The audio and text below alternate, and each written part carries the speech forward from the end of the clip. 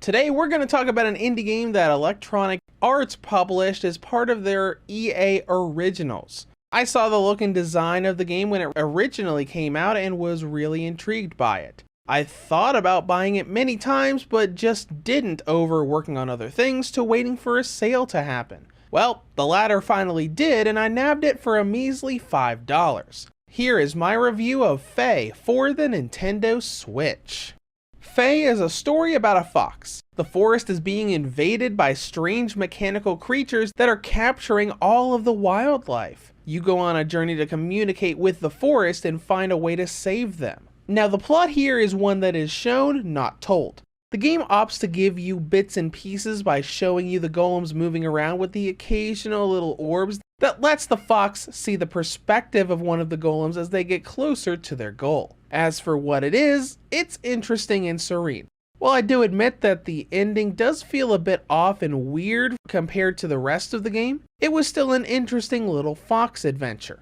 When it comes to gameplay, Fe is a 3D platformer with some light Metroidvania and stealth elements. As you trek through the game, you'll navigate a large 3D world, platforming around and gaining abilities to navigate the terrain, all on a loop, continually being brought back to the main hub to advance to the next ability and area. Now, the main gameplay loop involves navigating each of these environments and getting to that area's task or objective. This could simply be going to a place and witnessing an event, or going on a quest to retrieve eggs for a big bird that was robbed.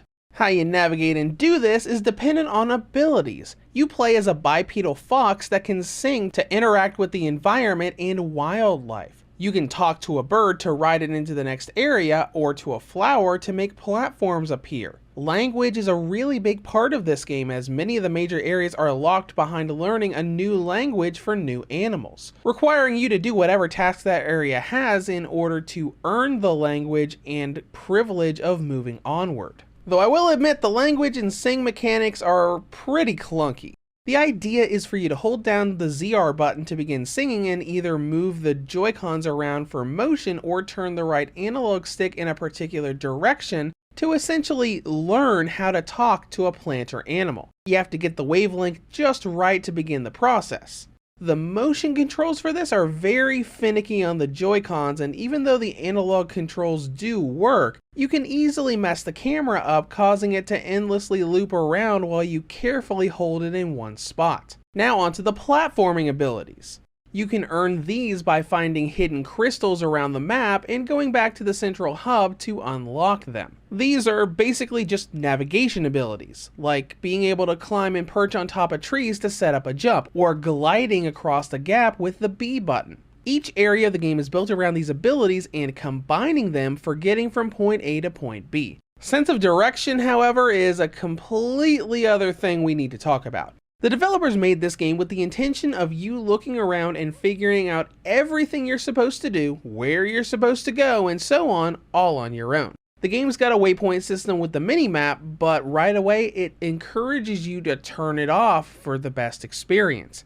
Now, this concept works, but many areas don't have it work all that well. In early game areas, it's fairly easy to figure out where you're supposed to go, especially when you can summon a bird to follow. But with how the game looks and how far you have to go for certain things, it's a lot easier to accidentally go down an optional route to a hidden crystal and completely pass up the actual objective. Now, as you may have noticed, we haven't talked about any combat mechanics. There are enemies here, but there's no combat. You are a helpless little fox that has to hide from the golem enemies or be instantly caught and get a game over. There's a tall grass mechanic here to help you hide from patrolling enemies, and enemies don't patrol in that many areas, so it's not a really huge thing, but it is worth noting. Overall, I think the system here is alright. It definitely has a calm and soothing feel to it, especially with all the stuff we're going to talk about in the presentation section. Though I will admit, missing a platform and falling down several dozen feet and having to redo a bunch of stuff can get a little bit frustrating. And as far as content and length goes, you won't be spending that long in the wilderness of Fe. A single trek through the game will take you about 4 to 5 hours, give or take. There is more to be gained by getting optional collectibles after you finish the story, but 5 hours isn't too bad for a $20 game. Now let's get into presentation. Visually, Fe looks gorgeous. The color-coded world the game gives you is a marvel to behold, even though when you get down to the nitty-gritty, it's pretty basic. The style is very colorful and serene, whether you're walking down a creek or looking at an enormous animal off in the distance. And the audio matches. Very soft, peaceful music will play in the background as you explore, further getting you into that zen feel that this kind of game is good at creating. The main issue here is performance. It's not a massive problem, but there are many areas where the frame rate will drop into the 20s. It's mostly when you're moving quickly or flying around, but it will happen often. And that's all I got for that, so let's go into battery life. On the original model, Faye gets a battery range of 2 hours and 12 up to 2 hours and 40. The Nintendo Switch Lite gets a range of 2 hours and 25 up to 3 hours and 3. The Redboxer V2 2019 model gets a range of 4 hours and 18 up to 4 hours and 55, and the OLED model gets a range of 4 hours and 37 up to 5 hours and 20.